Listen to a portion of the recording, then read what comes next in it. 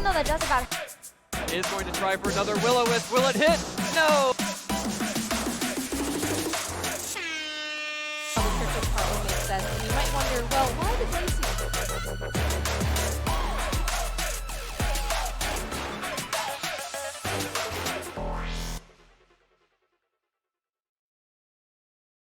Probably. Good evening, trainers, and welcome to another episode of Silph Sports right here on Geeklife. My name is the Dodd, the streamer you need, but not the one you deserve. And joining me today is the widest wizard to ever grace Twitch chat. How are you doing today, Wide? Doing fantastic, man. This will be fun, dude. I've never done anything like this. I mean, I kind of like commentated on some like small little tourneys that I've ran, but I've never done anything like this, so this will be pretty cool, man. I'm excited. Yeah, I'm excited to have you. We had a lot of fun. Was it 2 weeks ago now? Time is like, wibbly wobbly with all the pandemic actually situation. only a week and a half away, to be honest. I think week and a half. Yeah. So. That was a pretty intense tournament. We did what, 8 hours? It was damn near it. I think it was 7.5, something like that. But I mean, that was when just you do something that long, you round up. Well, that was just the live time. I mean, that wasn't even like the time before the 2 hours beforehand. So yeah, no, I mean it was easy. That was a whole tournament in a day. I've participated in a couple of tournaments before, but like I haven't ever I certainly haven't ever commentated a tournament like all in one sitting like that before. That was intense, but it was a lot of fun, and hats off to you for being in the producer seat and being able to swing us around from match to match. That was a lot of fun. It was. I'm not gonna lie. I struggled those first couple rounds. It was rough. Yeah. It was like, okay, wait. So when do I pop them in? When do I take them off? Like, I got better at the end, but now I got a better handle. So I mean, it was fun, dude. It was a learning experience for me, and yeah, dude, it was cool. I enjoyed it thoroughly, man. Yeah, and we're talking about it now, but we got so much more to talk about it later. So we'll get to that. We've got an amazing show planned for you guys tonight. We've got guest streamer Wide here with us today. So excited to have you. Just a quick reminder before we get started, if you like anything you see or hear, especially if you're watching us on YouTube, be sure to like, subscribe, drop a comment, do all the things, notifications on, and yeah, we really appreciate that. Now with that out of the way, Wide, what do we have on the agenda for this evening? Pretty good. We got some good replays from some gamers, and then I think first off we're gonna be getting off with the USPA update. So there's a new player draft league where basically each player is representing a state, and then so it looks like we got some more Unite news too. We got a new Pokemon. Trevenant was pretty cool, man. We've made a lot of attacking Pokemon, so getting an actual tank is sick. Finally, looks like you get to close out. We're talking about the newly released Legends Arceus, which comes out, I think, tomorrow night. So yeah, about like a day and maybe 3 hours. So that's on everybody's agenda right now. Yeah. Then you got the mod segment. We're gonna ask, what Hisuian Pokemon would have the biggest effect on the meta. So actually, like, if one of these Pokemon made it into Series 12, what's gonna happen? That would be pretty cool, man. That's something I actually haven't even thought about. So I mean, I think I'm pretty excited about that one. Yeah, looks like you're gonna finish off with looks like a showcase match of the night between Professor Ragna, which I mean, dude, Professor Ragna, he's a gamer, man. I've seen him around. That'll be pretty, and I haven't heard of Dreadmambo, his opponent, but I'm excited to see it. I mean, if it's a hype match, it's probably gonna be pretty good, man. So and then you got the top 5 plays of the week too, which I mean are always fantastic. That's the best part of the whole damn show. Sounds like one hell of a show. Let's get after it with our first story of the night. Wide, you've got the first one. Tell us what's going on with USPA. Let's see, dude. Now we're up in here. So we got the USPA, so the United States Pokemon Association. If I'm right, I'm right on that one. I'm pretty sure. But they're kicking off here. It's their 3rd week of running. We got 4 separate divisions between the actual division of the teams here between the states. Let's see which one will compete till they drop. So we've got Unova, Kalos, Sinnoh, and Johto. And at the top of each of them, respectively, are New Jersey, New York, Yellowstone, and Canada. So I mean, we all know New York's got some serious gamers. That's I mean, they're always up there. Every team's been battling their hearts out with their hope of advancing the top cut. Interestingly, man, the teams with the highest win ratio, 80%, are Texas and the Carolinas. So good job to all those teams, man. We'll follow their progress as they continue to fight for dominance. I mean, that's legit, dude. USPA, it's really good one that you kicked off with, dude. Yeah, and I think we actually have a breakdown of each of the individual leagues and where they're at right now. What can you mind checking out and run us through where everyone stands in each of the divisions? Here, let me pull that up. I was behind. Oh my gosh, I'm so sorry. No, hold on. Here, let me pull this up. So The different. Johto division's up first, I believe. Did I plug the wrong one? Oh my Nope. goodness, you guys! I grabbed the wrong one. It's all good. It's right here. Just click on that link. Where is it? Right in the notes. In the Google Doc notes. The Team Dog Report. Yeah, right there. Oh man, I'm sorry. Are we just talking about the team? Yeah, no, just the standings here. I'll go through it real quick. Oh, I'm sorry, man. I'm No lost. worries. It's all good. It's all good. So right now, I think with the first one we have up here is the Johto division. The Johto division, it looks like we've got Canada in first, Texas right below them, Colorado right below that. We've got Illinois, Georgia, Michigan, and Minnesota following up right there. Texas again with the highest winning percentage. But what I am noticing about Texas and Carolina is that they it looks like there's been less matches played overall than some of these other teams, and so I think that's a lot of the reason why we're seeing some of this early success from those teams as well. But I mean, there's also a lot of great players in that division as well. Sure. And then the next up we have, let's see, the is it the Kalos division? Kalos division has looks like New York is in first there, Arizona and New Mexico at number 2. The DMV, Kansas and Missouri coming in at number 4, New England coming in at number 5, Florida at number 6, and Utah and Nevada at number 7. So, and thank you so much, Trev VGC, for the follow. We appreciate that. That's awesome. Thank you. Yeah, but yeah, interesting to see that again. You're seeing a lot of here the match win percentages within the 70%, but if you look at how many battles won, you're like in the 16, 17s for most of these leagues in the top here. These guys have certainly been really tested. So, and then moving on to the next division, we've got the Sinnoh division. Sinnoh division with Yellowstone and the Carolinas, again with a higher winning percentage. Again, only 8 battles won and 2 losses, but still carrying that 80% win ratio. And at number 2 for the Sinnoh division, Wisconsin right below them, SoCal at number 4, Nebraska and Iowa at number 5, Indiana at number 6, Washington and Oregon filling in for number 7. And then moving right along to the next one, we've got the Unova division here with New Jersey at number 1, Pennsylvania at number 2, Puerto Rico, NorCal, Kentucky, and Tennessee following up behind that, Ohio and Louisiana. New Jersey also sitting high with that 80% win percentage, but a little bit more tested this time, 18 wins and 7 losses, carrying them throughout the league. And then moving on, finally, we have the last one. Oh, nope, that's the last one. So yeah, interesting to see where everyone stands here. Again, we talked a little bit about Carolina coming in and Texas coming in some of the higher levels here. As a player in USPA, what are you feeling about the start of the league so far? Honestly, man, it's been fantastic. I really liked how they ran it.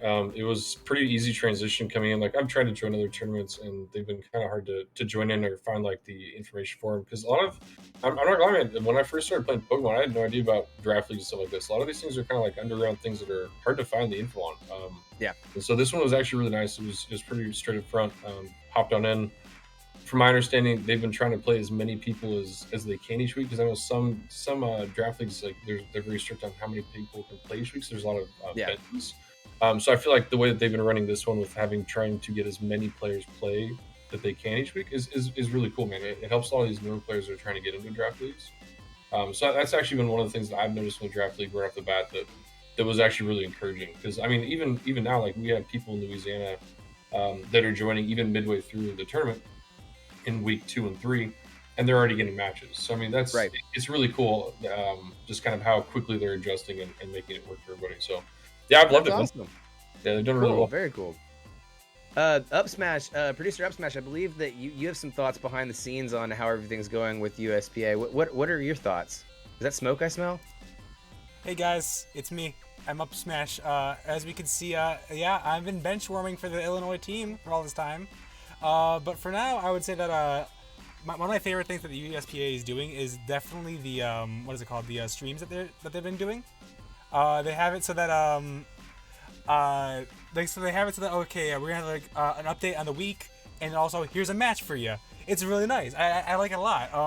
Because it shows you that you can like witness two titans of the league clashing together for your enjoyment. It's overall a very nice idea. Still can't wait to get rid to put out this fire and actually get to go to a play though.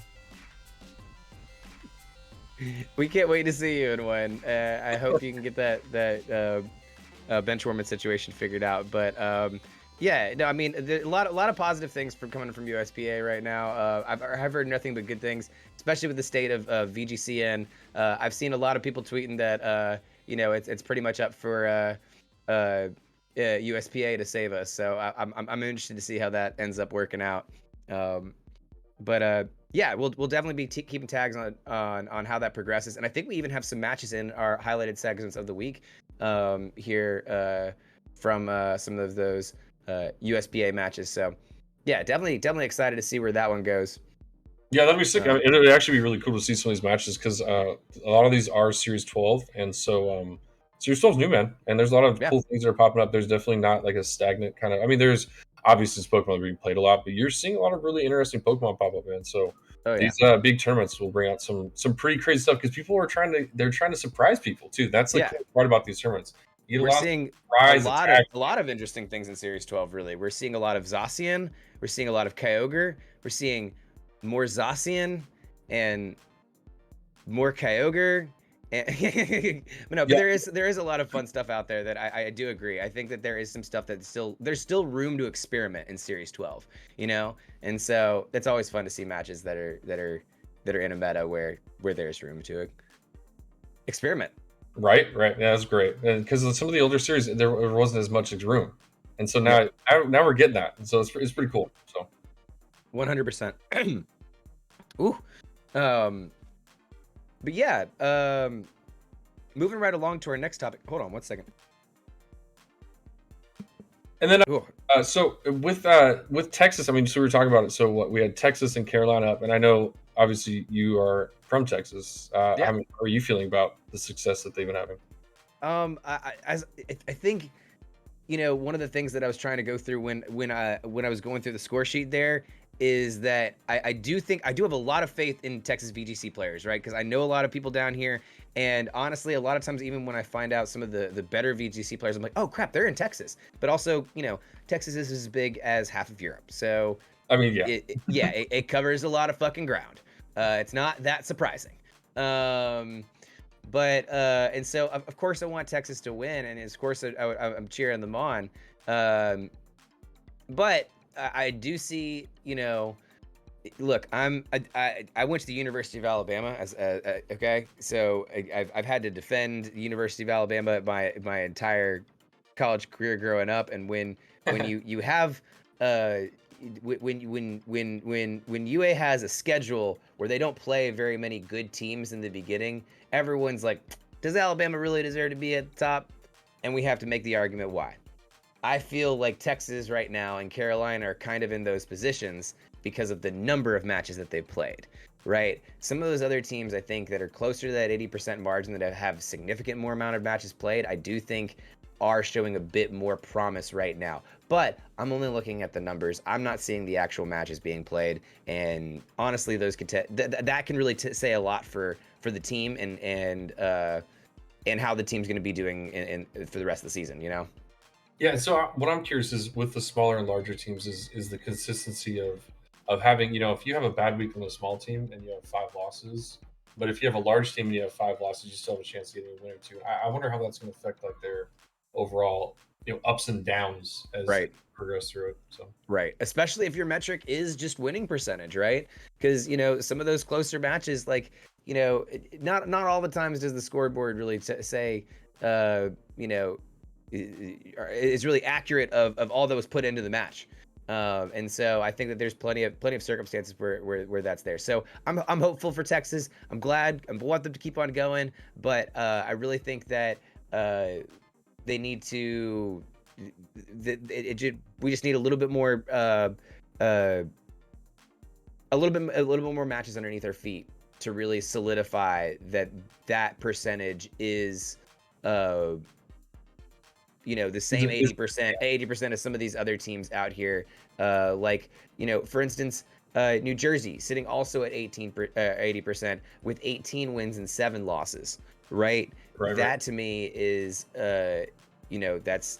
that's scary. They've got a win percentage of 72%, which I think is bringing them down and making them not as noticeable as, say, Texas, because both Texas and Carolina both have that win percentage of 80%.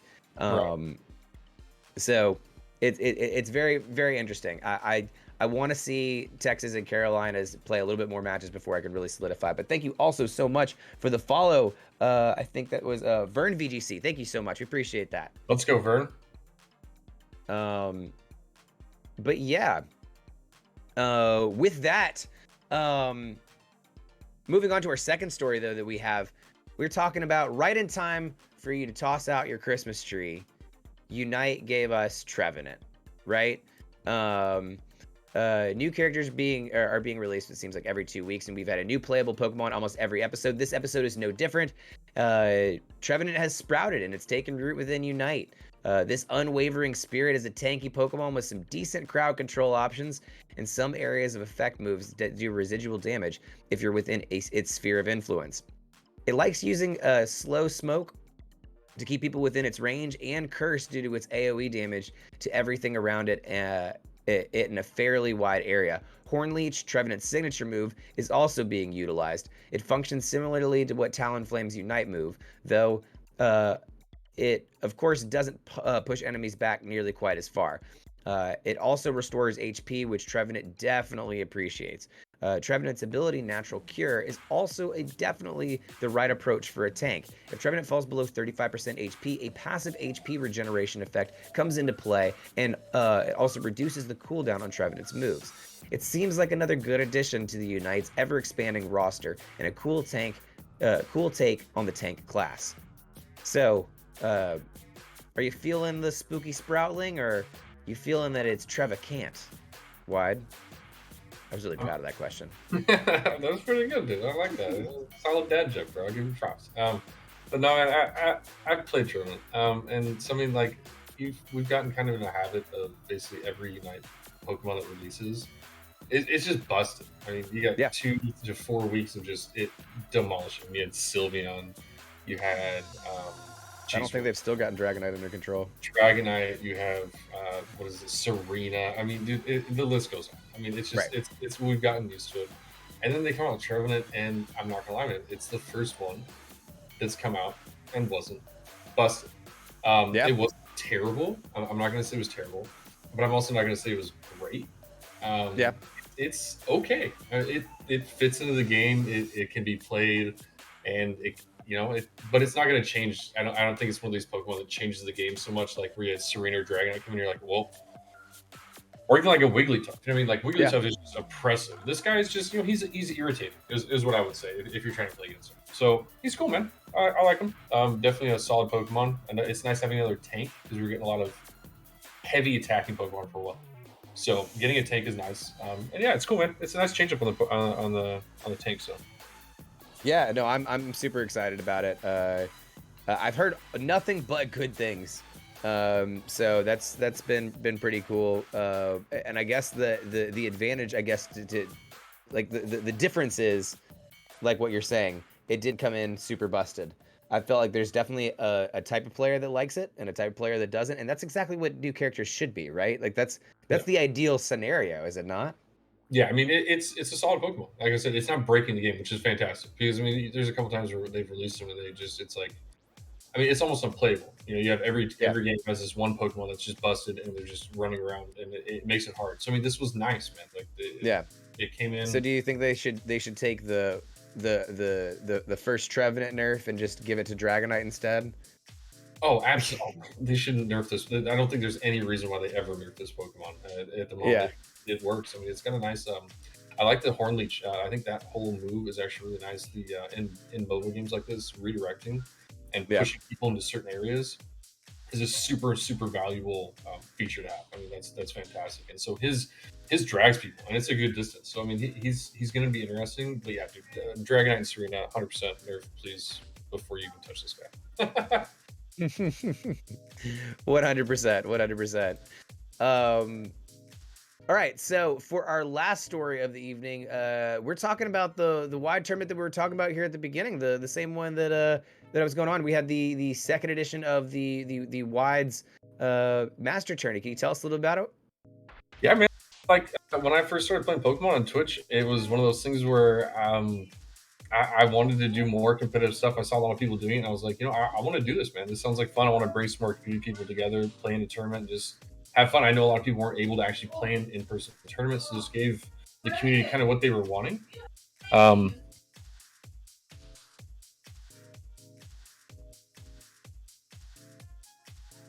All right, sorry. No worries. We're going to bed right now.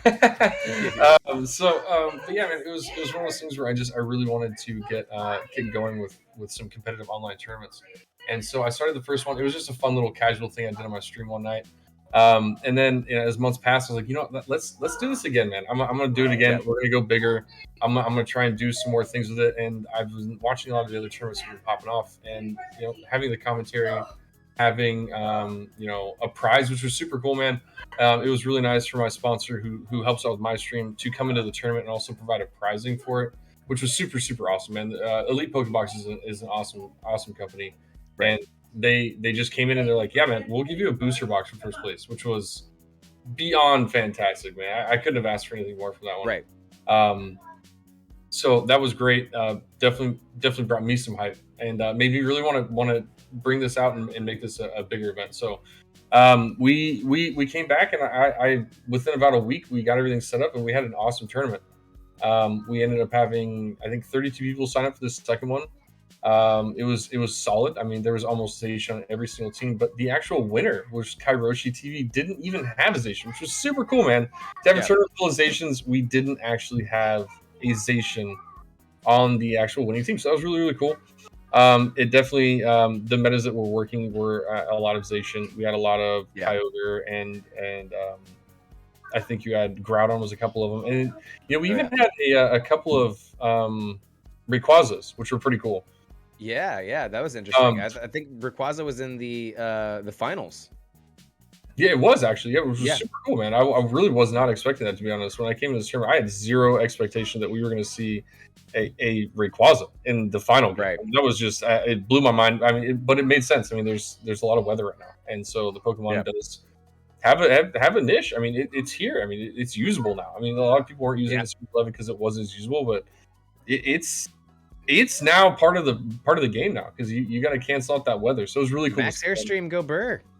That too, yeah. Max Airstream and that dragon, bro, was really good. Dropping the attack on Pokemon. So yeah, man. Also, I think the other big surprise we had was just the Centiskorch. Yeah. Oh, that was so cool. Fantastic. That was so cool. Yeah, that was super cool. It was a great way to counter Zacian. I think that's a lot of what we're seeing is Pokemon countering what's in the meta. It's not really what they're using the meta, but now we're seeing people countering it, which is Rayquaza. Centiskorch, which is fantastic. I mean, it's such a cool Pokemon to play against Zacian because Zacian can't do anything to it. It was really neat to see that.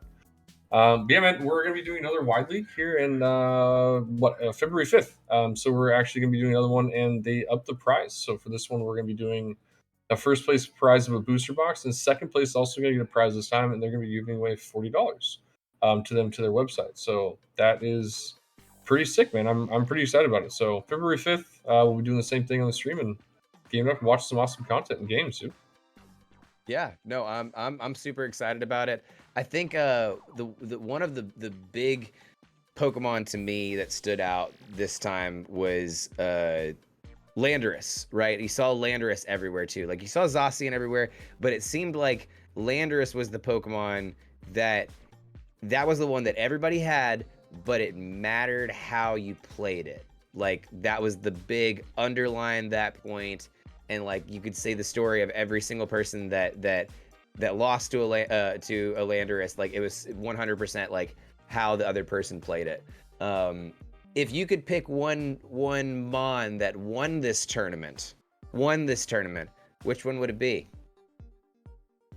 I mean, if we're talking about just winning the tournament and providing as much power as they did, I feel like that Calyrex Shadow in the last game paired with the Kyogre did. I mean, it did so much damage, man. So I really think Calyrex Shadow is one of those Pokemon that, I mean, everybody's so focused on Kyogre that, I mean, you sleep on Shadow and you're gonna have some problems. Yeah. Pokemon can really dumpster out a lot of damage, and it's quick and it's brutal. So yeah, I think that one honestly was probably the one that won it on this one. He definitely utilized it really, really well, and that's the biggest thing because it is so squishy. You've got to utilize it really, really well. You've got to really make sure you use it at the right time, and it's a tricky Pokemon, but if you do so, it wins tournaments. So that was really cool. Yeah, no, I think that's a super good example. I think that it was definitely a Mon that I saw used enough in a fun way that the first tournament that I was involved with afterwards, where I was actually playing in, I wanted to build a Shadow Dog team because that one looked like the funnest for me. But I always loved the hyper offense kind of vibe. But yeah, a lot of fun. I think you certainly can't have a Series 12 tournament without talking about Kyogre and Zacian, which was definitely prevalent there. But I do think that the ones that came out that were super surprising were some of the ones that you mentioned there. Yeah, I can't wait to see what comes next with it.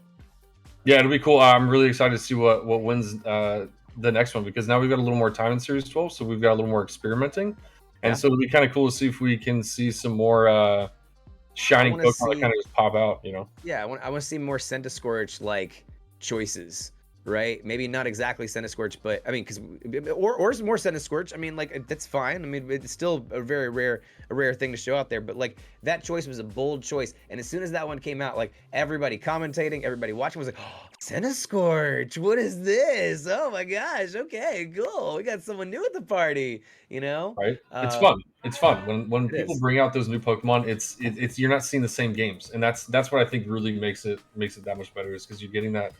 Okay, so what are they going to do? And then with Centiskorch, man, it's such a cool Pokemon to use, because one, you've got the Fire Pokemon, and you've got the Bug. It's not really going to be taking a lot of damage from Zacian, no matter what that Zacian has. It's going to be rough.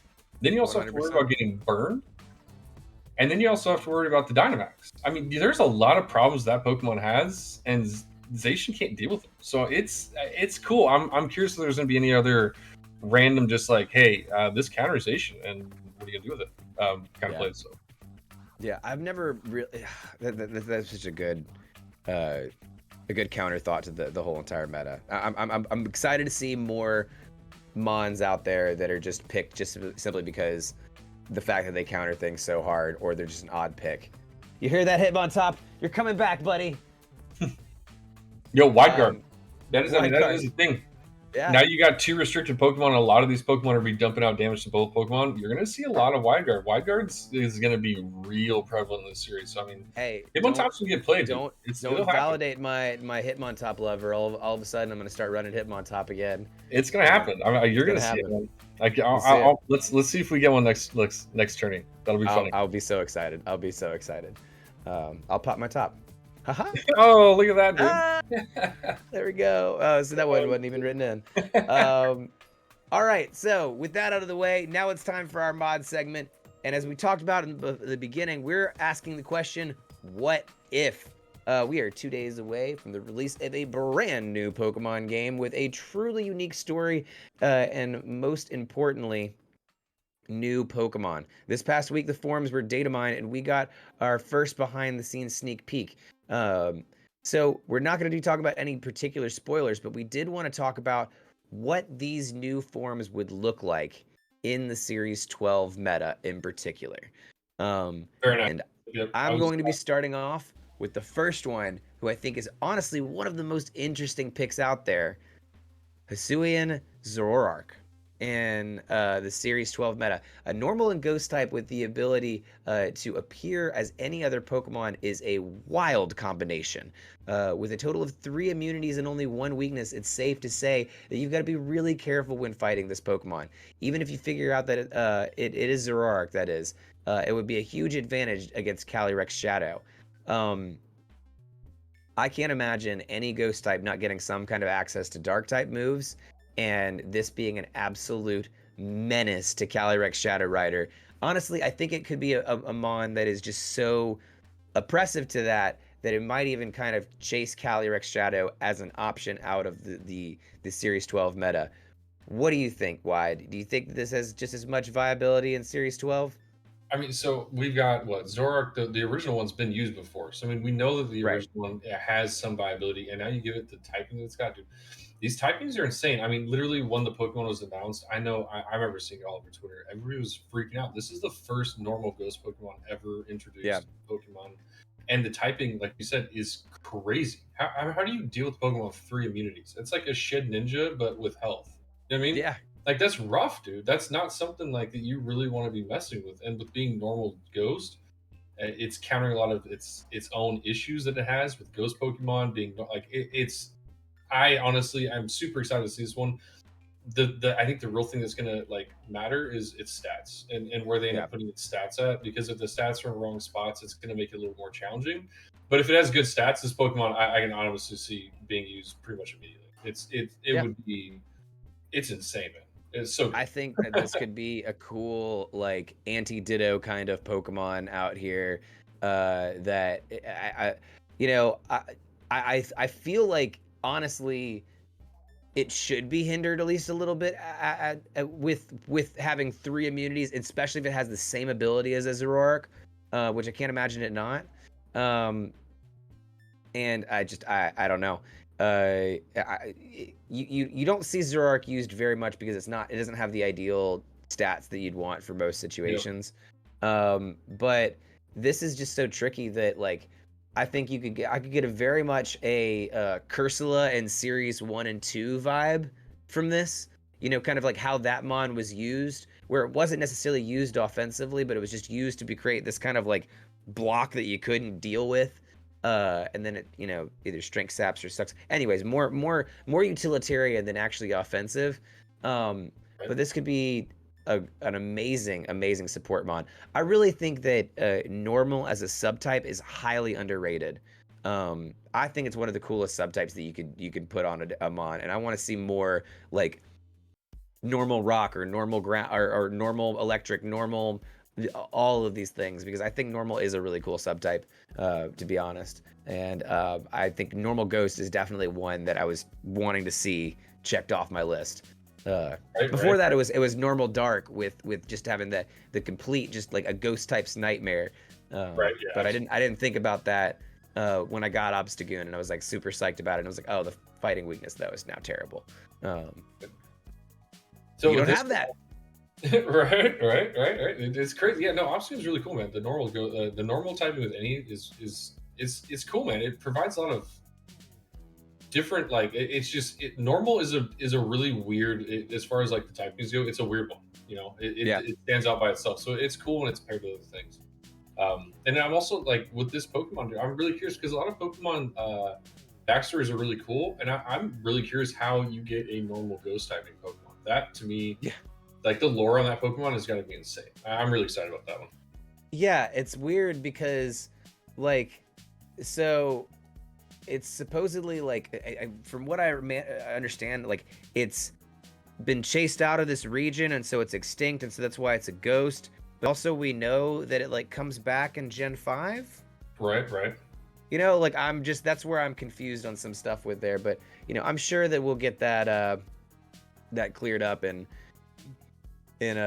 Legends, and that's just one of the other aspects that I'm excited about. I know that there's so many people out there that are really looking to shiny hunt this, and yeah, especially after seeing some of the images that have trickled online, whether or not they may be true or not.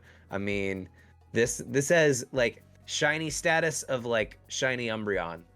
Like that's Right, how right. good a quality this Technical, is. right?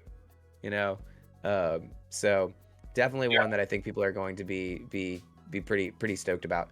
But you got the next one on the list. What do we have? What do we have next on our list of what ifs here? So we got the Hisuian Braviary, which was, I mean, dude, super cool looking, man.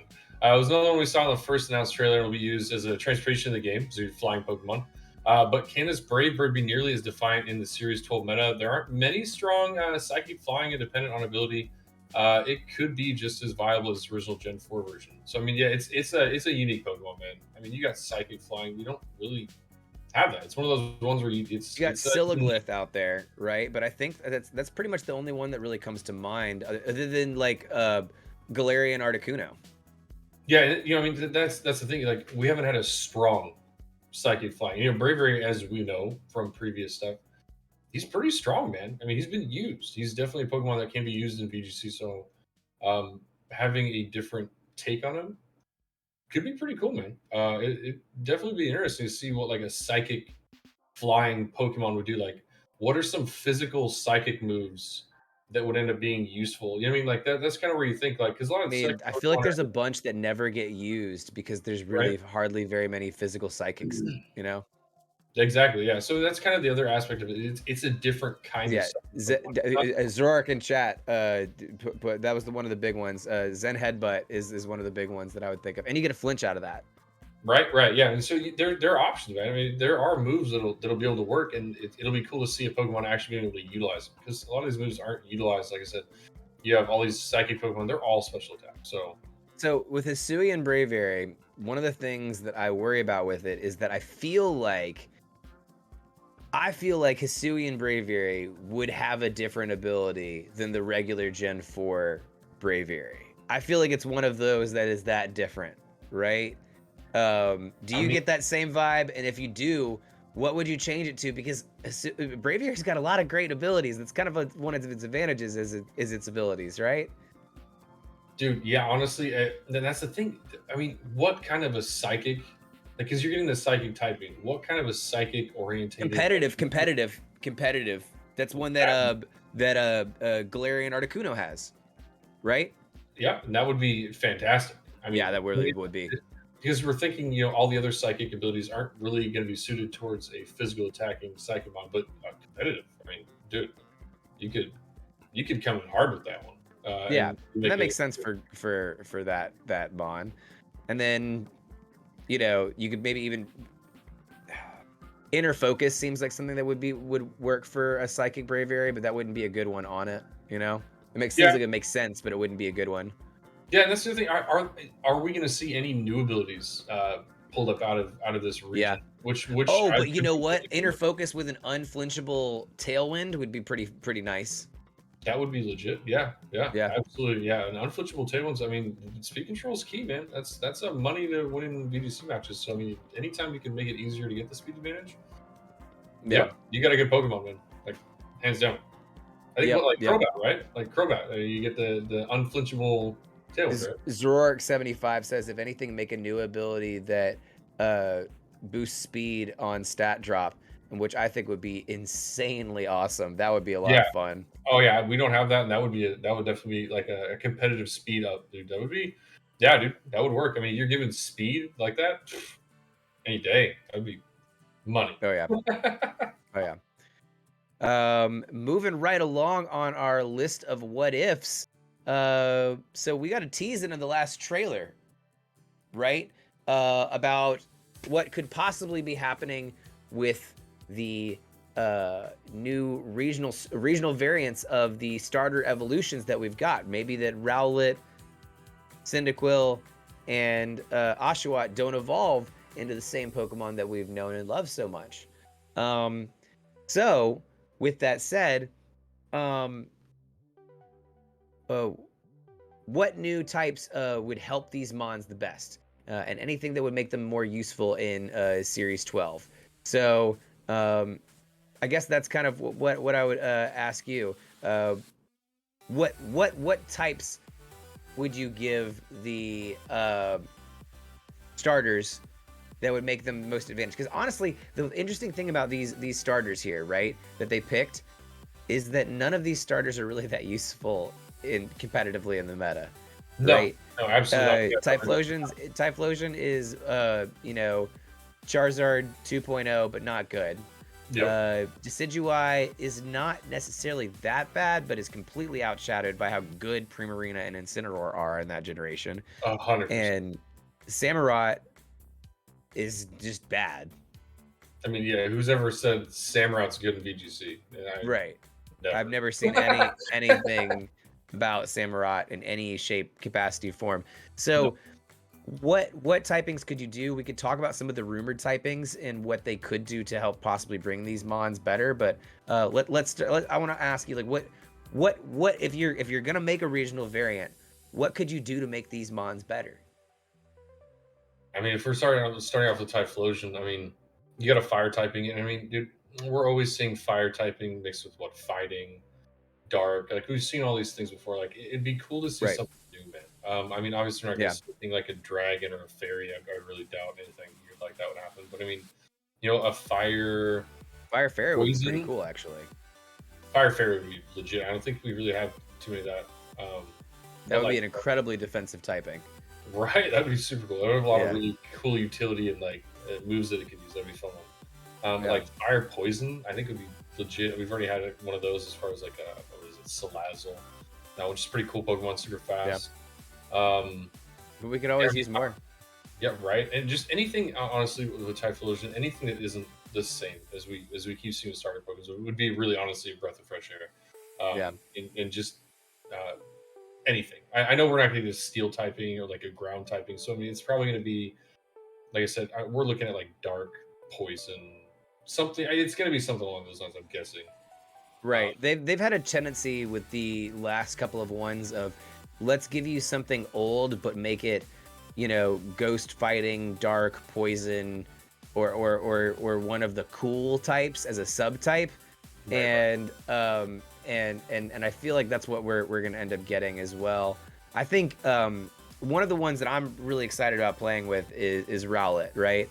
And for me, if we're getting a regional variant of Decidueye, here's my controversial pick for a different typing that I think would make it really fucking interesting. Grass Fire. We don't have any Grass Fire. Okay? I like there's none. Fire? There's not a Grass Fire. We have Bug Fire, right? We've got Bug Fire. We got yeah. Yeah, I also still want them to make a Grass Fire Pokemon and make it a Chili Pepper, but that's another plot dream of mine. I just think that's a great idea, right? Pay me, Pokemon. All right, like just I got ideas. But I think if you had this Pokemon be like an Archer Pokemon, but he had Flame Arrows, which is something that they did have back in that time, and make him more of like a warrior archer kind of situation. Maybe just make him like incredibly angry or something like that. Like, bah! I think that would be insane, and that would be a lot of fun if we haven't had a Grass Fire type. I think that kind of versatility is something that would be amazing in Sun teams. If you give it a really good ability, that's something that could actually probably have some viability and may be able to make it stand out amongst Incineroar and Primarina. I don't know about Incineroar. Incineroar is hard to dethrone. Right, yeah, I mean, Incineroar is a rough one. But with the Rowlet, dude, one of the things that I found really interesting with the lore on the original Rowlet was, if you notice, the first two evolutions of the Rowlet don't actually have the ghost typing. And the reason being was because the last evolution was actually extinct at some in what was actually being made from the Rowlet, where its inspiration came from. It was from like a stilt owl, but that Pokemon was extinct. So I'm curious how they're going to take that ghost typing off, and why the story will be for them to lose that ghost typing. Is it more prevalent? So we're going to see just a regular grass flying Pokemon. Well, I mean, it makes more sense in there, you know. And I think a grass flying one, we don't have very many of those either. All we got is Tropius, and Tropius is terrible. Right. Or Hoppip, and Hoppip also pretty terrible. Yeah, not. I would love to see a strong one. I don't know that it's kind of, the typing does I mean, does that typing give you that much of a disadvantage? I feel like it's solid typing. I feel like there's stuff that you could do with that, especially in a Dynamax meta. Oh, You know, guaranteed. Yeah, 100%. Oh, yeah, absolutely. Because you have moves.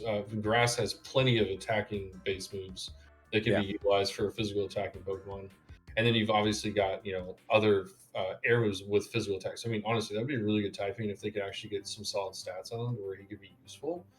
That would be cool, man. Because we don't, in the meta right now, you don't hear of any flying grass Pokemon. It's not. yeah. It's unheard of. There isn't any that are useful that could be used. So that could be. I mean, that's something that could really be kind of cool to see just pop up. That kind of a Pokemon. So yeah, It would like be nice. It would be nice.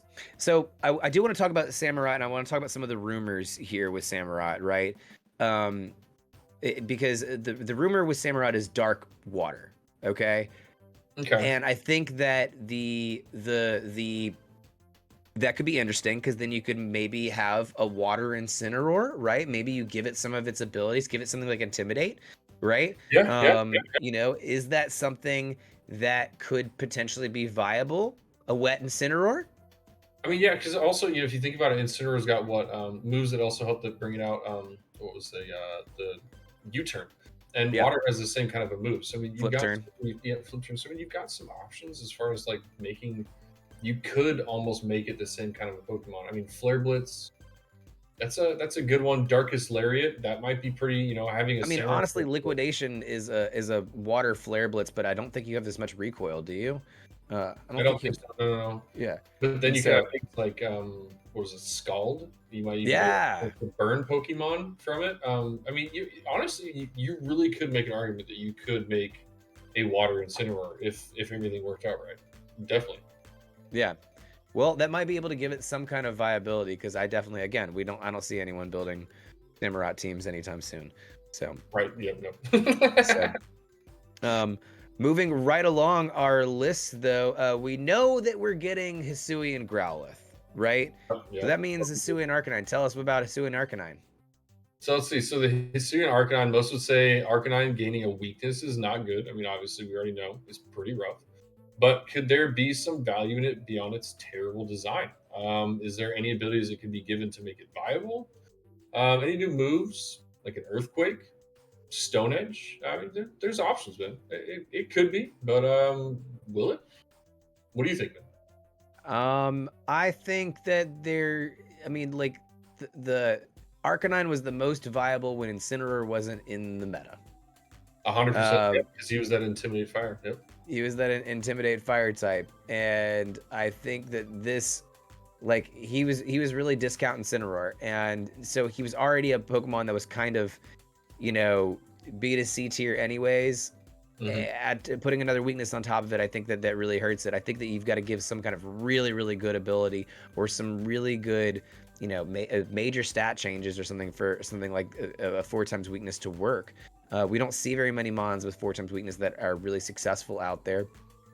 One of the most prominent ones I can think of is Ferrothorn. We do see Ferrothorn used competitively, and we know it's got a 4x weakness to fire, and Gastrodon.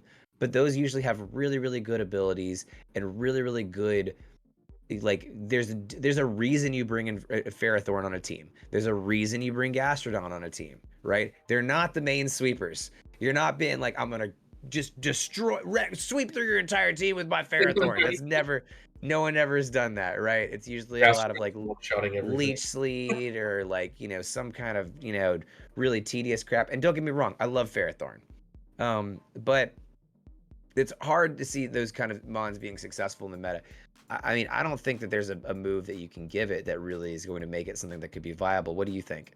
I mean, let's see. So when you think about what are some of the ones that are actually used that have a 4x weakness? You have Seismitoad. Again, great Pokemon, has some solid stats where you can do damage with the meta. You have Ferrothorn, who's super bulky, and the reason why you're able to get it to work is because you can actually get it bulky, and if you can counter its one weakness, you're money. Right. And then the other one, and the same thing with the other one, Gastrodon. You cover its weakness, you're money. And my problem is I don't. It's hard for me to see an Arcanine be bulky enough to deal with its weakness and be viable in that situation. It's a hard, man. It's a hard one to really think like, yeah, this is gonna work. You know what I mean? Like, I don't know. Yeah. Yeah, 100%, 100%. I'm skeptical of it too. So I think we can wrap up to the next one here. Moving right along, Scizor dominated the BDSP meta, right? But it really never found its footing in Sword and Shield. I could actually see Rock Bug being a solid typing, same as Crustals. However, I can't see this Mon getting Technician, right? Cleaver, that is. Yeah. And if that's the case, do you think this Axe Boy has any VGC viability? I'm a little hesitant. I think that definitely a cool looking Mon. But Scizor is one of those cool looking Mons that I just always want to work, but never really does. It worked really, really well in BDSP because the situations around it were set up to do so. And if we're bringing Cleaver into a Series 12 meta, I just don't think a Bug and Rock really, really has as much strength. But I could be wrong. What do you think? Why do you think Cleaver has some viability? My problem is Bug, man. Bug, just the problem with Bug is it's never done well in competitive. It's a hard one to get to work, man. I mean, you don't see a lot of Bug in the meta. They're always difficult Pokemon to use. And the reason why you see Scizor, I think, a lot is because of the Steel typing. It has a lot of abilities that help you with a lot of stuff that's in the meta. It's got a massive attack stat and a massive speed stat. So you're always going to be able to get something off. And I'm not going to lie, man, just by looking at Cleaver, he doesn't look like the fastest Pokemon. You know what I mean? He may be fast, but I don't think he's going to be in that speed tier that. I mean, even Scizor is surprisingly a lot slower than people think he is for as much of a race car design as that Mon has. You know? And he's a rock. There's no way he's going to be a rock Pokemon that's fast. I mean, how often do you see fast rock again? Like, I'm skeptical. It'd be really cool to see a Bug Pokemon kind of step up and be something dominant in the meta, but I'm gonna struggle on this one, seeing it actually work out. But I mean, we'll see, man. It's only a day away, and we're gonna start seeing them pop up. But I am gonna like a lot of the rock paper scissors jokes, as Up Smash is pointing out there. The rock paper cleaver Scizor, like how paper is Scizor, or paper is Scyther, Scizor is scissors, and then cleaver is rock. Yeah. Right. Right. That's a good one. It's a good one. Yeah, I like the dad jokes, but this was good. Yeah. 100%. 100%. All right. So what do we got next?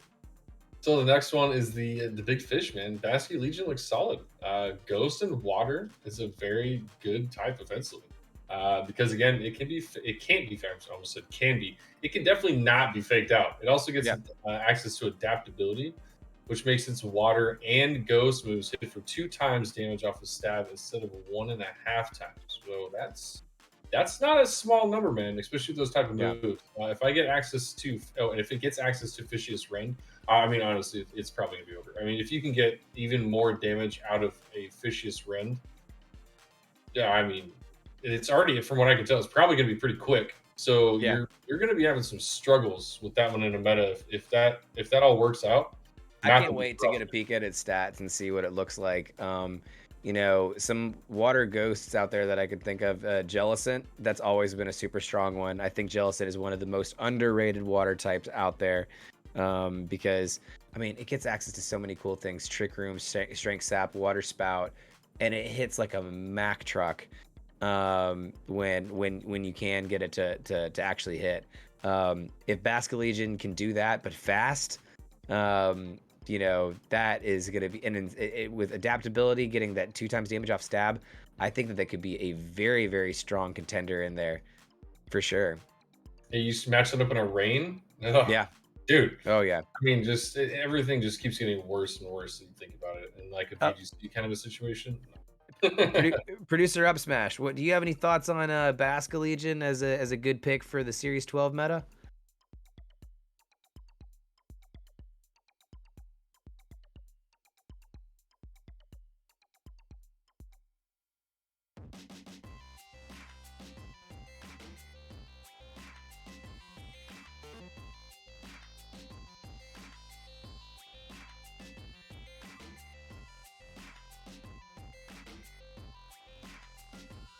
Mm-hmm.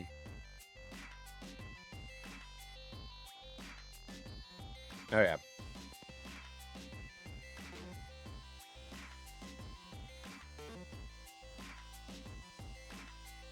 Yeah, yeah, definitely a viable contender there. Definitely something that I'm gonna be definitely excited realized I didn't have I don't my know if mic on. I've said definitely enough, but I'm super excited about it. So, Basque Legion looking strong for Series 12. Hopefully we can get that one in there. But last but not least, we know that we have the happiest little boy with Hisuian Voltorb, but what about Electrode? It is rumored that the hole on its head will rotate to the bottom, in which it will blow out air and fly. Okay? If that's the case, is it electric flying? Is it grass flying? Electric flying is a great typing. Zapdos is one of the few ones out there that has it. I think that there's one more electric flying. Emolga I know is one. But there's not very many, and having an electric type that has a ground immunity is very, very solid. But we do also know Electro's moveset is pretty limited, and we haven't really seen Electro use much in really hardly anything. Could the Hisuian version make a better fit for the Series 12 meta? I'm asking you, Wide. What do you think? One, what's the best fit? Electric flying or grass flying, if it gets that flying typing, right? And then two, what could you do to make Volt or Electrode work in the meta? Oh man. So I mean, honestly, if it even gets the flying, I mean, I mean, if it's just pushing air out Right.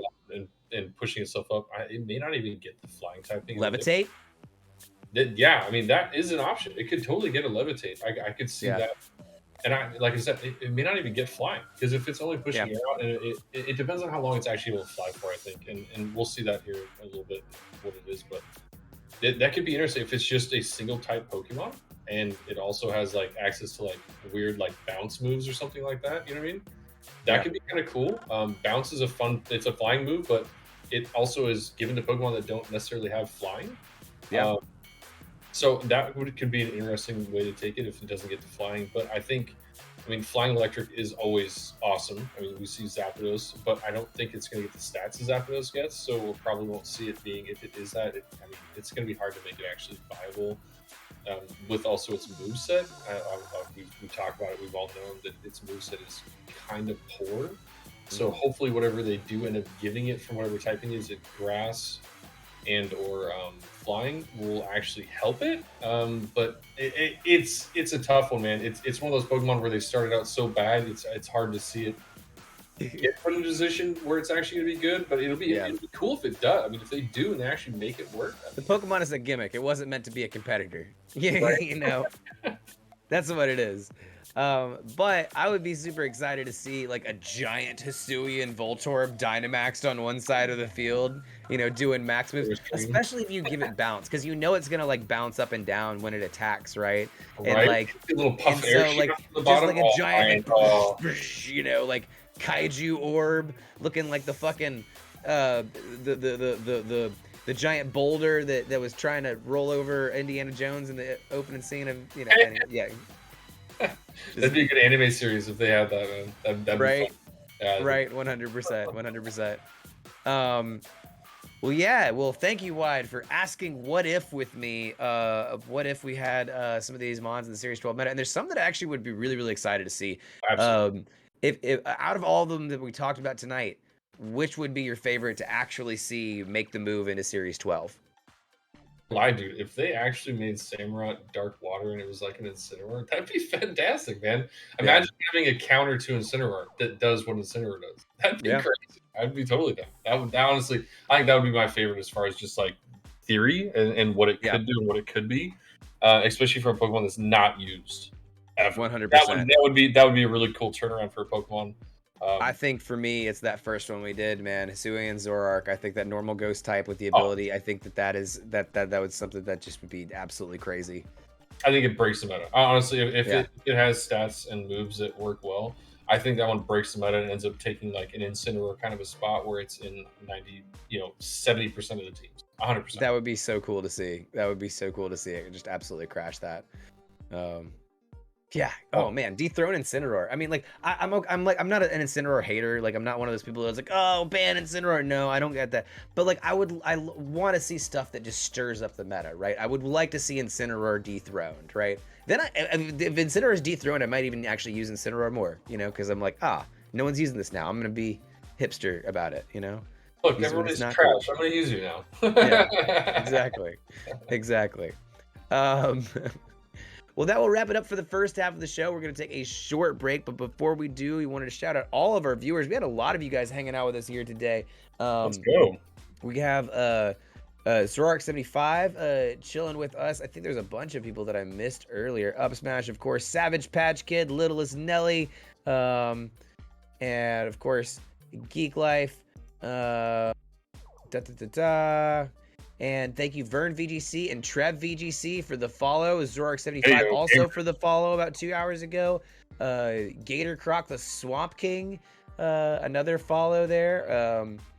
And yeah, we've actually had a lot of here in the past couple of days. Gold Lounge TV, thank you so much for that follow. We appreciate all of you guys. We want to remind everybody that our stream is brought to you by Swift Lifestyles. You can use code GETGeeked for 15% off your purchase of energy drinks, hydration powders, swag shakers, and so much more. It's a great way to support the show and still have a tasty drink too. I definitely drink a lot of this hydration powder stuff, and it's what makes my voice go from sounding like this to sounding where it does at the beginning of the stream. It's really, really nice.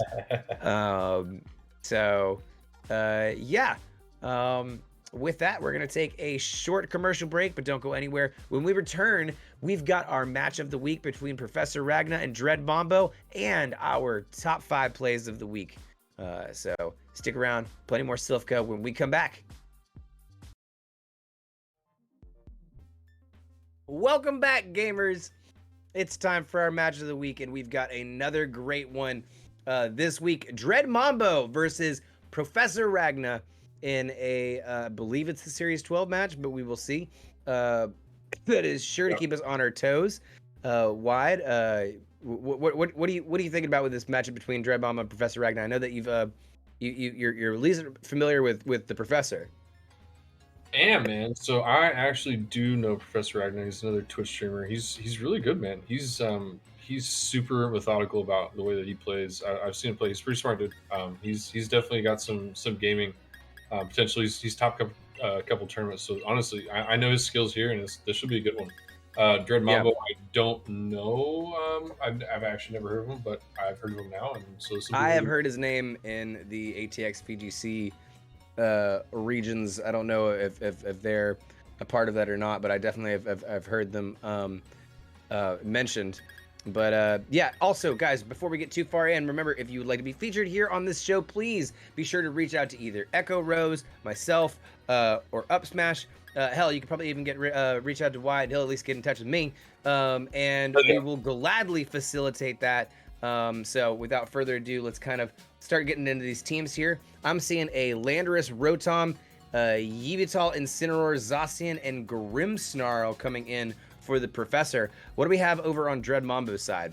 We got the good old Kyogreization. We got Torn, Incin, Venu, and Reggie. So I mean, honestly, a pretty like a normal, like a team that you would kind of expect from a Zacian and a Kyogre. So this will be cool because Ragnar has a pretty interesting team. Not something you normally see as far as like use Pokemon all the time. Rotom is cool, man. I like Rotom. I think he's a really, really cool Pokemon in VGC. It's a fun one. It's a fun one. I'm a big fan of Rotom Heat. I love my Easy Bake Oven, especially with little nasty plot, because it's essentially a little evil Easy Bake Oven at that point.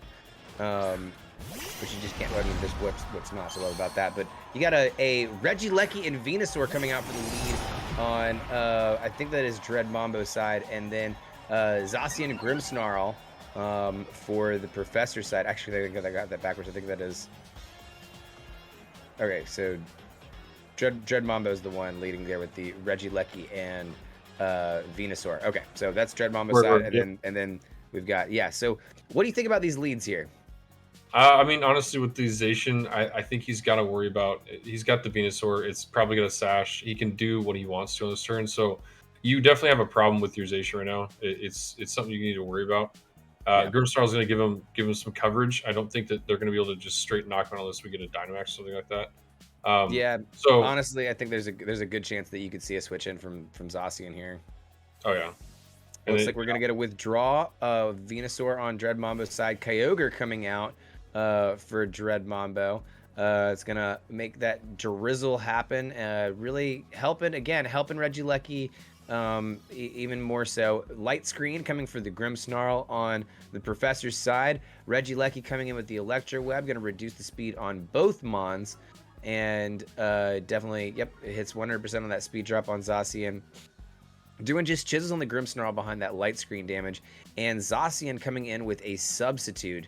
So very interesting turn one here. What do you think? Who got the best of that turn one? I mean, I think the Regieleki did really, really well. I mean, the speed drop was really good, and then they pulled in the Kyogre, who's going to really benefit from having the opponents inside lose some speed. So that's something he needs to worry about right now, because that speed drop is going to get rough here if he keeps doing it.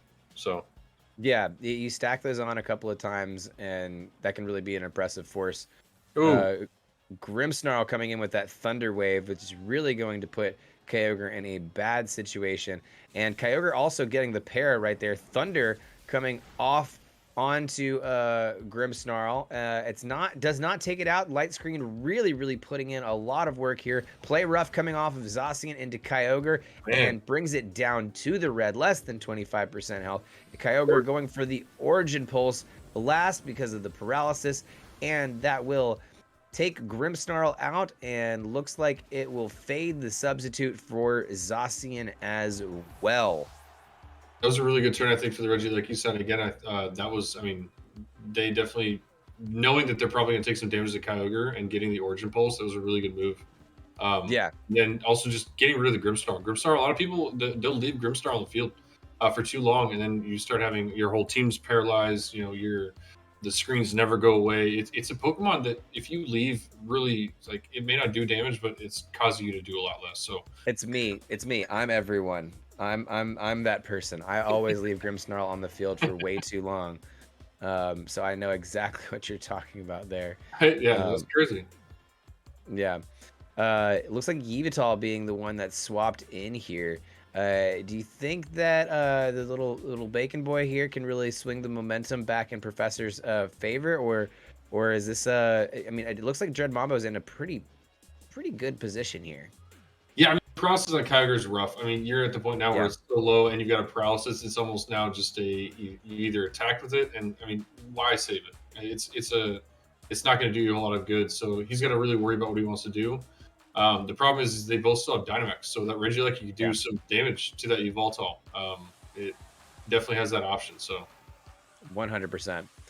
And looks like that's the first thing we're going to see right here is that Dynamax, and it looks like it's going to be Regieleki. This is something I do a lot, and I always regret it, which is Dynamaxing Regieleki, because it is pretty frail, but Dynamax does give it that extra bulk, and, if you can be able to, hit with Regieleki and set up that electric terrain, it hits even harder that second time, and it really just can be rough to mess with. Dynamax coming in for Yveltal. All right, come on. You need to stop doing that here. The problem that I see here being is that if you have a Dynamax Regieleki, if you don't kill the Yveltal, you're in a really bad spot on this turn. This could be a really big one to swing it. And he goes for the Zacian, dude. Yes. Oh, 100%. It looks like the Zacian. It looks like that takes the Zacian all the way down. And of course, you got that electric terrain up now, which is not the best position you want to be in, especially with something like Yveltal on the other side. That flying type is definitely not something you want to have on the other side of the field. And just doing a max airstream into Regieleki, doing pretty minimal damage, chiseling it just below 50% health. Definitely not the spot you want to be in, but electric terrain isn't the worst for a Rotom Wash. Where do you think everything lies now? I mean, you've got Kyogre in a very compromised position on Dreadmambo's side. Regieleki about halfway down, but it's got the advantages in every aspect outside of that. What do you think, Wide? Yeah, the Kyogre isn't an issue at this point. You know the Kyogre isn't going to be doing a whole lot too. I mean, it does have an Origin Pulse, but you know it's at weak. It's paralyzed. It's either going to be a swap in or it dies. The problem I see with the Yveltal side is I don't know if the Yveltal with the 1 speed boost has got enough to outspeed the Regieleki. I don't think it does. So I think Regieleki is so damn fast. Right. So I think we're going to see another attack from the Lecky, which they don't need. Yeah. 100%. Looks like the Max Lightning going into Rotom Wash, and it is enough. Looks like it is enough to take it all the way out, but nope, not all the way out. Just a little bit behind the shoulder there. Going into Max Airstream, and it does not do quite enough damage that the Professor wants it to do to get that going off. It does hit first. Oh, no, it does not, because you have the Thunder going into Rotom there. But you have the Hydro Pump, which will chisel the Regieleki down, knocking it out. So now Yveltal, the only Dynamax Mon on the field, but the only Mon on the field now. Kyogre looks like it's going to finish up with an Origin Pulse, but Yveltal avoids a pretty lucky play there. I don't know how much is left in the back for the Professor, but I think that Dreadmambo still got one more Mon here. Yes, that's true. We got a Venusaur still in the back for Dreadmambo. So yeah, very, very tricky position. You still have a full healed Yveltal. This isn't the And worst. honestly, this is actually a pretty good position to be in for the Dynamax. Yeah. You got the Max Airstream going into the Kyogre position. Looks like it's going to proc the Berry on Venusaur. And it's not enough to take it out.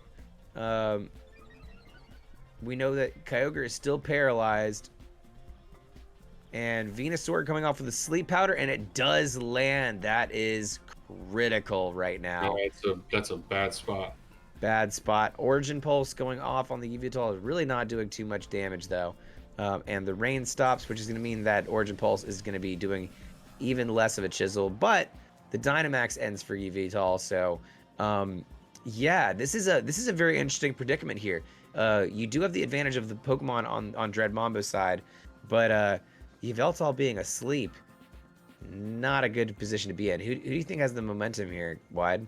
I mean, you're hoping for a wake up turn 1 or turn 2. Venusaur isn't going to have moves that are going to do a ton of damage to Yveltal as far as super effective, and Kyogre's paralyzed and also isn't going to do a whole lot. So I mean, your Yveltal probably won't die turn 1 even if you don't wake up. But if you wake up turn 1 and you knock both these Pokemon, you have a +3 speed boost. Yveltal, you have every ability to take this one out. 100%. And we see that he withdraws Venusaur. Oh, we still have another Mon in the back, and it is Zacian. That will be able to absolutely put this game in for sure. Intrepid Sword going off, giving it that extra attack boost, which it certainly does not need. Yveltal still continuing to take its nap. Kyogre coming in for the Ice Beam on it. Hey, don't need the rain for the Origin Pulse. Might as well just hit for super effective Ice Beam. And yeah, that'll, again, wrap up that turn. I think with Zacian still being fully healed here, I don't really think there's any way to really get around this Zacian at this point. He woke up. The foul play is going to do some damage, man. Foul play does do a pretty good amount of damage, but it does not bring it to anything below 50% health. Behemoth Blade coming off from Zacian into Yveltal, which is going to do the rest of the damage needed to wrap up that match right there. What do you think about that first match? It was good. There were points where he could have, depending on how the game played out, he was in a decent enough spot. But now he kind of knows what's on the opposing team, what he needs to worry with. But I think that Regieleki Dynamax, like I said, was just it was too much to start off with, and so he's gonna have to definitely worry about that Regieleki just popping off right from the start of the game. It just did way too much damage, and that knocked out too many of his Pokemon for his Yveltal to stay in and KO. You got to have a plan for Regieleki, especially in Series 12. It's a very, very prevalent Mon out there. You see Landorus there. I'm curious to see if that ends up getting brought this time. That I think that would have a pretty strong advantage on most of Dreadmambo's team here. Yeah, that Landorus it definitely feels like a Pokemon that could do some pretty solid work. But still not getting picked. Yeah. Is there any reason why you would prefer Yveltal over? Well, I mean, I guess you want to bring both if you're restricted. If you're having an restricted meta, You know, it's hard to not pick your restricted win. I feel like if we're having, you know, Zacian on the other team, I feel like you need to try to bring some sort of intimidate to really negate some of the damage. That would and a ground type doesn't hurt either for a lot of different situations here with Incineroar, with I mean, hell, even with Venusaur. I mean, you're probably more going to go after the flying type, especially with Rotom. I think that's one of the biggest ones that you want to shut down. So, but we'll see if it looks like he's going to pick the same one, man. So we'll see if he if he's able to do it. But I would be really worried about that Regieleki doing what it did last time. You know, with the Rotom, it basically took it out in one shot. So I mean, that's you got to be worried about that. Yeah. But still, we're gonna see Ragna go for looks like the same combo as last time. Maybe a bit different. You know, you never know. You can play things differently, and maybe it'll work out differently. Dreadmambo is going to lead with Kyogre and Venusaur on the team, and we're gonna see Zacian and Grimmsnarl coming out again for Professor Ragna. I think this is the same lead on both sides as the first match. Am I wrong? No, I think it is actually the same exact lead. And again, you know, it worked last time. You know, a lot of times there's a lot of people that will opt to just do the same play the game two, or they'll switch it up thinking that their opponent's going to switch up. But I mean, it's always a safe bet. I mean, if you feel comfortable with your first lead, run it again, especially if you got you game one. I mean, it did something right in game one. It might do it again in game two. So. And Grimmsnarl Zacian is a solid lead. I mean, you know, you've got those screens up there. Whatever you have the opponent on the other side, you just pick a screen that you choose, or a Scary Face or a Thunder Wave, and you know, go at it. Right. So looks like we're gonna see a Dynamax right off the bat. Looks like this is coming from Dreadmambo's side, and looks like a dive ball. So you got to think Kyogre is coming here, and it is Big Kyogre on Dreadmambo's side to start us off. And we see with that Grimmsnarl coming in with the light screen again. Same situation. Behemoth Blade going off on the Zacian right into the Venusaur slot, which will take it all the way out. Venusaur not getting to really make any big plays here. And Kyogre going for the Max Geyser behind the light screen into the Zacian slot. It will take it down to about 25% of its health. That's a huge turn one. So now, I mean, so the thing that Professor Ragna learns now, game two, that these are those things that help you in the next game, game three. He knows now that Zacian is faster than the Kyogre, or faster than that Venusaur, and it doesn't have Focus Sash. So he now knows that he doesn't have to worry about sleeps anymore if he leads with Zacian. That's huge. That's a big piece of knowledge that you can take into the next game. Those kind of things help, man. So that's 100%. 100%. I think that, and this puts it in an interesting position because now, like as we're seeing here, I think you switch in the Rotom, and that's a safe kind of switch for him. Or you know, you can get tricky and start using Grimmsnarl. But I mean, again, the Regieleki is going to be a problem here. Always. Zacian going for the Protect. And we got a Thunder Wave coming off of Grimmsnarl into Kyogre. That is going to put a pair on there, which is going to really change the speed tiers here. Electroweb going into the protected Zacian. Not going to drop its speed this turn, but will get that speed drop on Grimmsnarl, who doesn't really need to worry about it with its Prankster move set. Now we see the Kyogre going for Max Geyser into Grimmsnarl. Ooh. And that will take it all the way out, even past the light screens. Very, very interesting here. Kyogre really, really not letting up in any way, shape, or form. And so, yeah, now you got to figure out what you kind of bring out next. I wonder if that's going to cost the opponent. I mean, so the problem with that is now you still have Zacian up. If you would have doubled into the Zacian, you would have got rid of the Zacian and you would have left the Grimmsnarl, who's already done what it needed to do, which is Thunder Wave the Kyogre and set up screens. So I don't know. It'll be interesting to see how this plays out now with that one turn and how that actually played out and who's still left on the loop.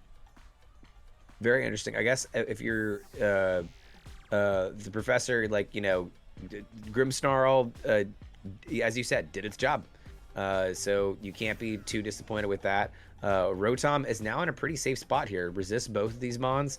But we did see, well, I mean, we saw last time that it was taken out by a max move from Regieleki. I don't know, but Kyogre still can deliver that same kind of power, so we'll see. Yeah, and that's the other thing though. See, the last time it was from a Dynamax Regieleki, and this time we don't have the Dynamax Regieleki. So I think this Rotom is in a much safer spot to get that Dynamax and actually pump out some work here. So I think that's a big change from game one that's happening in this one. 100%. 100%. We see the Bacon Boy Yveltal come out, replacing Zacian, and it does look like we're going to get the max on Rotom here. Max Rotom, the big washing machine, sitting here in the rain, looking big, mighty, and scary. Definitely not something that the Kyogre can take out at this point. Regieleki coming in for the Electro Web, not doing, again, too much on the Rotom, which both shares that electric typing. Speed drop on both Yveltal and Rotom. And Kyogre coming in for the Max Geyser, and that is going to go into, again, Rotom, who does take this like an absolute champ. Max Geyser being fired back from Rotom. You got to think that's going into the Regieleki, and it is. It does take it cleanly out, which is a huge move for Professor Ragna here. Really, really taking out the big threats on the other side there. Dreadmambo, though, coming in with Zacian, another massively oppressive force that really Yveltal can't do much about. Yeah, it is definitely an issue with it, especially with that ability to play rough.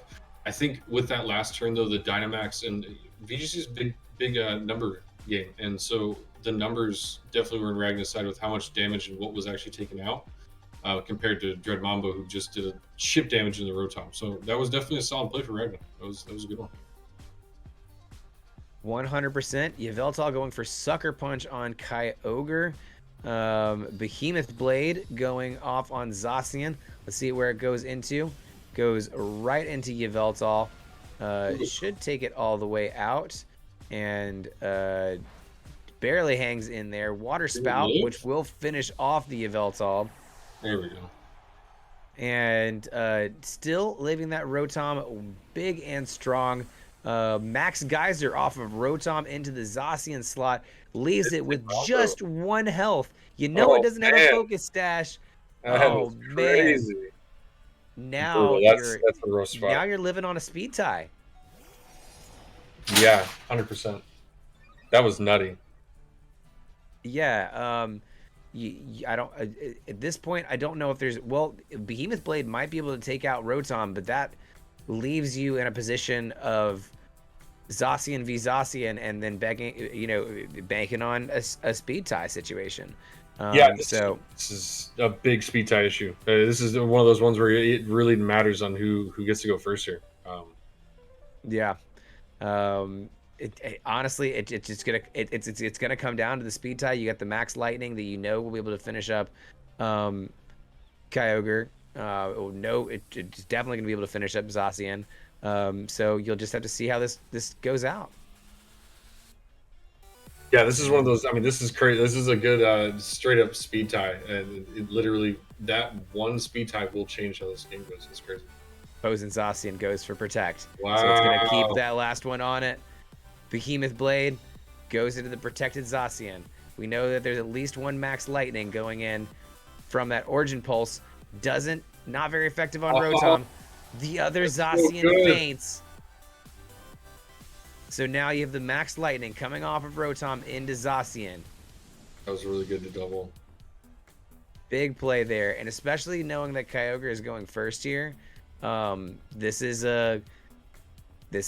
big. The speed drops earlier are really, really, really coming into play here.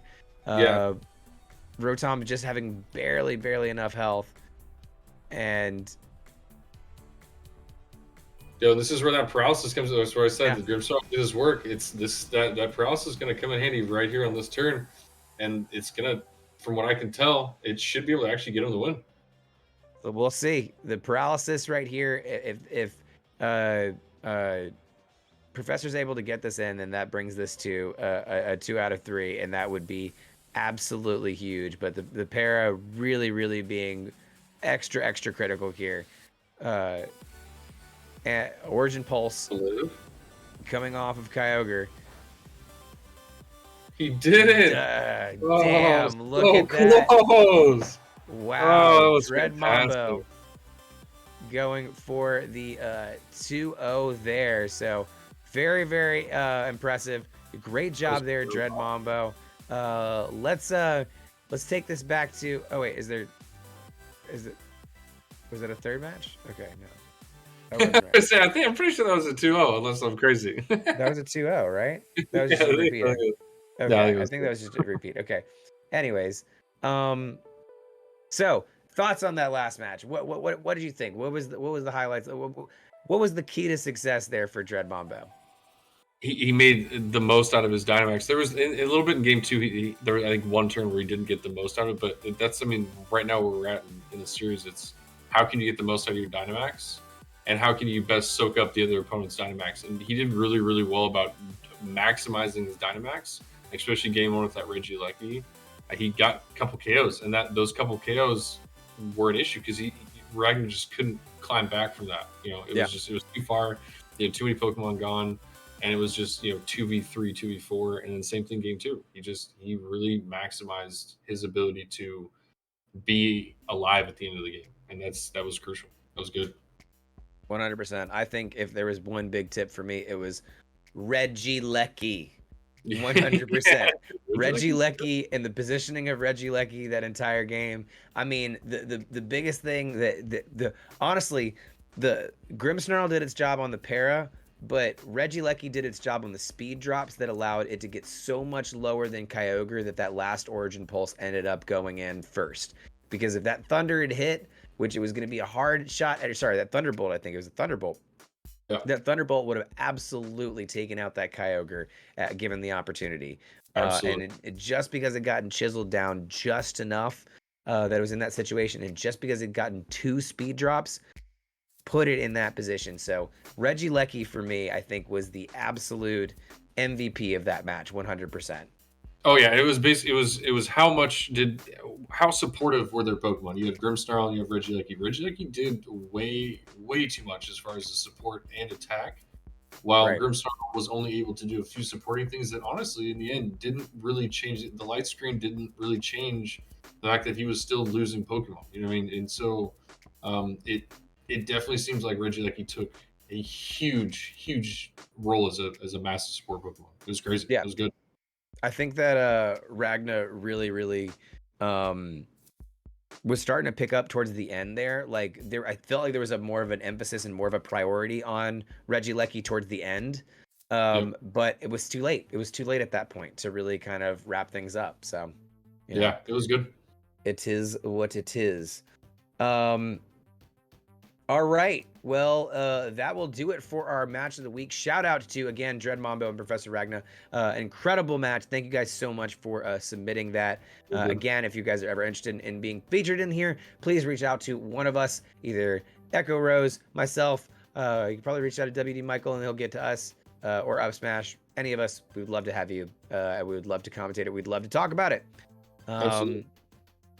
But with that, Wide, now it's time for my absolute favorite section of the entire damn show. And that's our highlighted clips of the week. Why don't you start us off with our number 5 clip? Looks like we have Leaf Storm out of nowhere. Okay. So we got Nibs versus Swede. Yeah.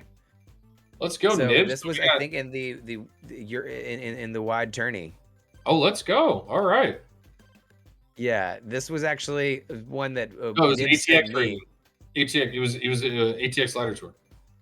Oh yeah. Yep. So Nibs sent this one to me, and I thought it was a clip highlight for him, but I think it's more of a highlight for his opponent here. Fake tears.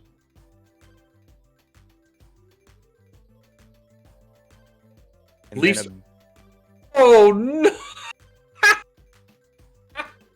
Big Leaf Storm. You was don't a expect crit. Calyrex to run it. Too. No. Why did you have to do him You like love that? it. You love it. Dude. You can Nim. see the reaction on Oh. Nim's face too, right? Of Oh, just that like sheer like, hurts look, so he's like bad. solid. He's solid here. He's like, yep, I've got this. I've got this. I'm just cutting his Oh, fake tears. Oh, definitely don't like that, right? Oh, I'm definitely gonna take this. yeah, his face. Like, I don't Leaf know. Storm. And then look, And he's just like, what? What? No. oh, No. oh, no, dude. 100%. It's when sometimes you forget that Calyrex is a grass type Pokemon, and he gets like Leaf Yeah. Storm.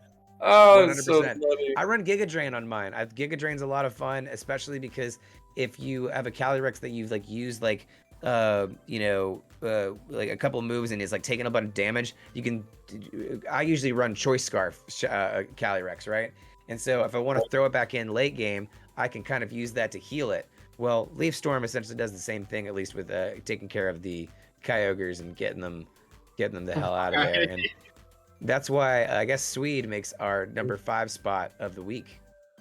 That was nutty. That was good. That was everything went wrong. It was crazy. Absolutely. Well, number 4 is something that we've seen a lot of coming from the Pickley. This was the last couple of matches of a great match. I got a chance to watch a little bit of this. You got an Icy Wind coming off of the opposing Kyogre here, which is going to drop the speed of that Kyogre, something you definitely don't want to see happen, right? With Precipice Blades coming off into the Groudon, which is just, Kyogre barely hangs on there with just about 25% health. And then you come in for the Scald, and that ends up finishing off this Groudon here. And this is, I mean, it's just a beautiful cleanup to an end game here, especially with a Kyogre with a Icy Wind situation here. You can see the Zacian in the back there, ready to set up, ready to go, ready to kind of take the whole situation out. So it doesn't even matter if you got that speed drop or not. You can put this one in with one Behemoth Blade and get it going from there. So yeah. Yeah, this is a good one. So you know you've got Zacian in the back. One, you can tell you got Sun Up, so you know the Kyogre isn't going to be as big of an issue when you pull out your Zacian. It's one not going to do a lot of damage, and it's also bad weather.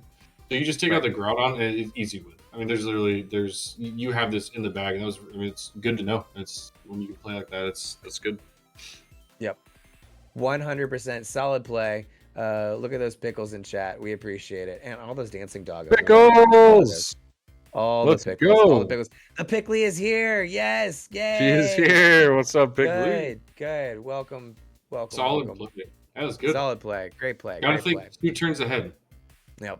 Why don't you walk us through number 3 submitted by Kaizen? All right. Kaizen. Yeah, we're playing some Unite now. All right, so we got Greninja. Greninja's a really good jungle. Oh, he lived with just about no health. That's really good to escape away, especially with Zoroark. He's really good at, like, gaining, closing in on space between characters and fights like that. It's hard to escape from him, so that was really good. He wheeled it around from 0 health to back to full. Steal Dreadnought, which is crucial, and he gets a nice cleanup there. I mean, that's exactly what you want from a Greninja. If you're playing Greninja and you have him on your team, this is what you need him to be doing. 1, living, not dying right here. That's crucial.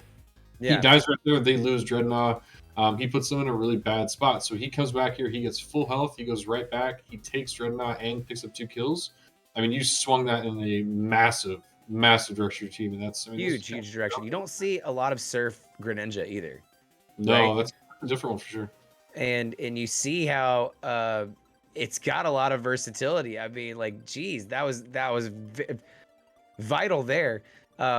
And I mean, as someone who plays Cinderace and Blastoise, one of the moves, especially Surf Blastoise, this might be something that I want to might be something that I want to try, especially with basically being able to slap Surf onto a Cinderace. I like that idea. Because you get that extra damage while also getting the mobility boost in the direction you need to, which is awesome. I mean, anytime you can move your character in a fashion that quick, that's why blinks are so important in these kind of games. So you can add a blink with damage, yeah, absolutely, anytime. And I think it looks like with that Surf, you get it more than just once, right? You get like 2 or 3 charges with it. So yeah, I mean, that's fantastic. That's really solid, really solid. Next up, we have a clip from Mochi Papusa from another USPA match. They sent me the full match here, but I feel like this last couple of turns here was really, really solid. You got a 3v2 situation here, and it's just a really, really great call by Mochi for the Behemoth Blade into the Yveltal slot, taking it out 100%, leaving them with only the Ditto. Now, this is a pretty solid, good comeback here. The Zacian winning the speed time in the first bout there, being able to take out the Lando. Now you have a Zacian v Zacian, and all you need is just one move, but boom, Mochi Papusa is able to clean it up with just one hit left on that Zacian. Really, really solid playing there. Goes a little bit faster when you're doing this in Showdown, but again, I think the key here is that Behemoth Blade on Yveltal, taking it all the way down. And then the Rock Slide, again, being able to finish up the moves there. But everything after here is just solid cleanup, and, you know, Ditto, very, very formidable, especially in a meta like this. But not quite formidable enough. Yeah, when you start getting too restricted meta Pokemon like Ditto, where you can transform into them, it's almost like teams can have the ability, if they play it right, to get 3 restricteds on their team. And it's a nice, tricky play, dude, when it works out. But in this case, it didn't seem like they were too far behind to get it to work. If they would have had the Ditto up with possibly another Pokemon, they might have been in a little bit of a better spot. But yeah, dude, it's a cool trick. It's awesome, man. Yep. That's nice. I like the way it works out. It's like a kind of puzzle piece working together. You know, this one do this one, does this one, do this one. Everything's doing what they're kind of supposed to be doing. So it's a good play. Good one for number 2. So snaps all around. Why don't you talk us through number 1, which was sent in to us by our good friend Nader92. Nice. We got some more Unite gameplay with the Dragonite. So we were talking about this earlier. Dragonite's one of those Pokemon, man. He's very, very strong, and he's hard to deal with. And you see him here. He lived with almost no health. Ulted in. He steals Dreadnought. They steal Dreadnought. They're still alive. They pick up a kill. And now they're fighting against 2 more Pokemon and literally taking no damage, actually healing from what it seemed like during that fight, which is insane. They literally ulted into Dreadnought, and from what I could tell, gained health while fighting all 3 of those Pokemon. I mean, if that's not one of the most just oppressive things you've seen, this is such solid gameplay by Nader92 here. The Dreadnought steal. And then look, the way these kills cascade in here is just perfect. You've got the Gengar going down, you got the Mr. Mime down, and now this Slowbro does not stand a chance. Now it was in a 2v1 situation, maybe, but no chance on a 1v1 situation. And even after this, I think that the Nader92 is able to, you know, still clean up a couple more kills on this, and it shows how broken Dragonite is right now. Oh, absolutely nuts, because I think what he had that buddy barrier, and because he was the only Pokemon there, I think he buffed or shielded himself when he ulted, which was probably the only reason why he ended up living there with a low of health he had. But that's crazy. The fact that he could ulti in to 3 Pokemon and a Dreadnought, take it, kill them all, and heal, it just it's great to see, man. I love it. It's crazy. Great play. Crazy. Fantastic. Absolutely fantastic play. Of course, but that'll do it for our plays of the week. Of course, guys, if you guys get a huge play of the week, please submit it to us. Submit it to us at Geeklife. You can send it to me, send it to all of your friends here. We'll be super excited to check it out and see if it makes our top 5 plays of the week. But yeah. Looks like we got Kaizen VGC. What you need to do in solo queue for GG's Nader. I'm just sure that's what that was.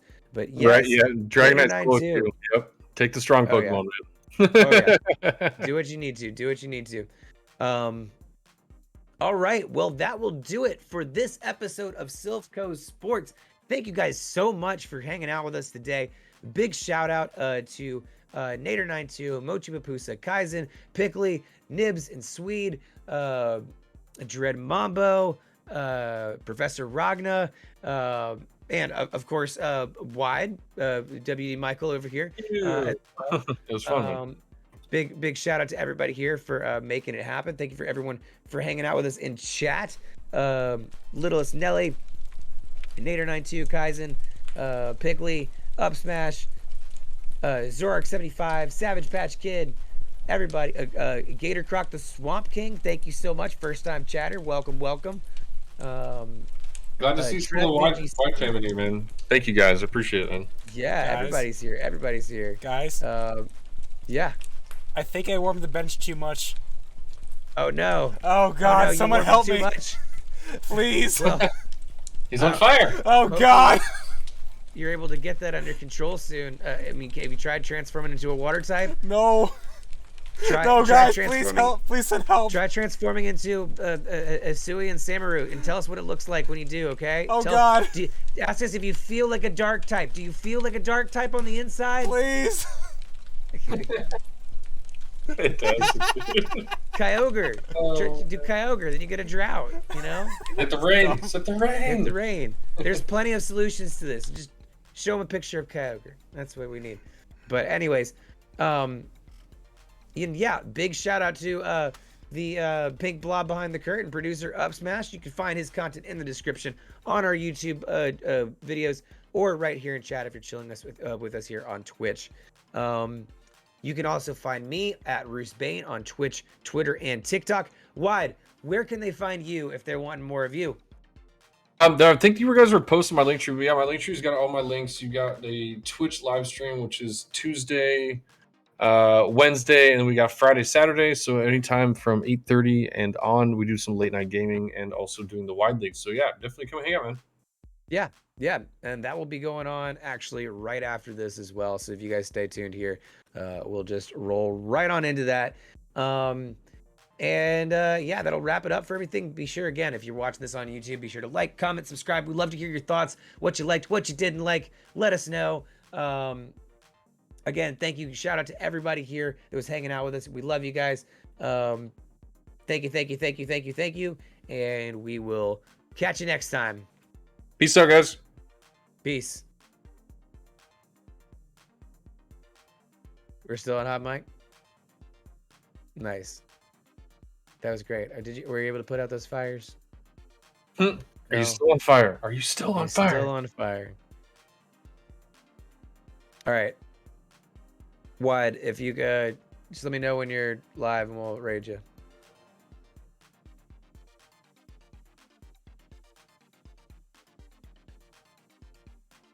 So let's just hold for a second, I guess, then.